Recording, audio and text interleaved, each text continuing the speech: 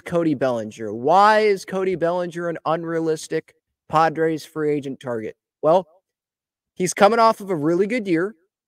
He's won an MVP before. Scott Boras is his agent. He's the best outfielder on the market. Can play first, can play center. Good defensively. Has really good moments with the bat. He's out of the Padres' price range. I mean, the Padres, they have about $25 million of room, is what it seems like, before they get to that 237 CBT threshold, that first one. And we know the Padres want to stay under that threshold.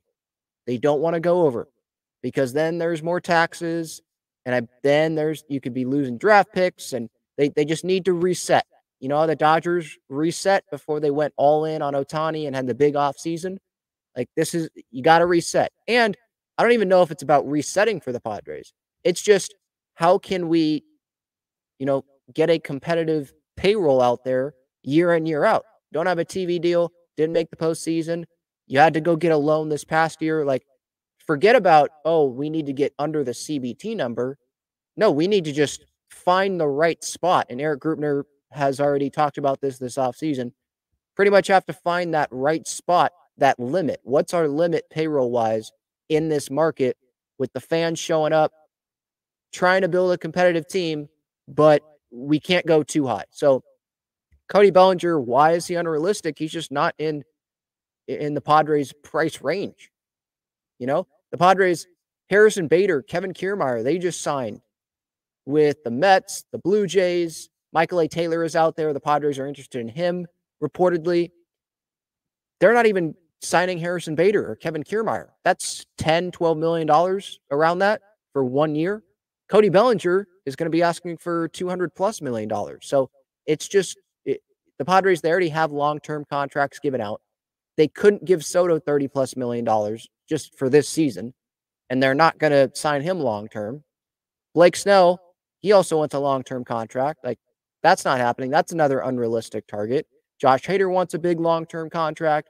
These long-term contracts, they've already got Darvish, Musgrove. Suarez is kind of a long-term contract for a reliever, 5 years, and he's got, 4 more years left. And then on the position player side, obviously there's Fernando, there's Bogarts, there's Manny, there's Cronenworth. At some point here, the young players have to come up, and just payroll-wise, it just doesn't make sense for the Padres to do this. And then also, forget the money, but just Bellinger as a player. Is he talented? Yeah. But what Cody Bellinger are the Padres going to get?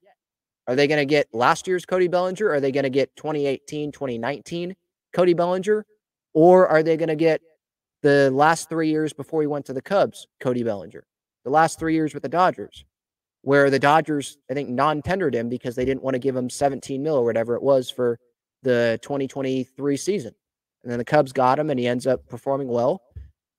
Like, teams like that, the Giants, who made a trade today, the Cubs, teams like that, makes more sense for them because they need to go spend. They don't have the big long-term contracts, as many as the Padres do.